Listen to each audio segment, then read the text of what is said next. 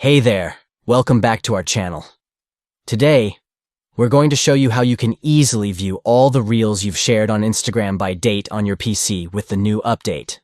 So, let's get started. First, open your Instagram account on your PC. Once you're logged in, head over to the bottom left corner of the screen and click on the More icon or the three dots. Next, click on Your Activity from the menu that pops up. This will take you to a page where you can see all your recent activity on Instagram. Now, look for the Photos and Videos section, and then click on the Reels tab.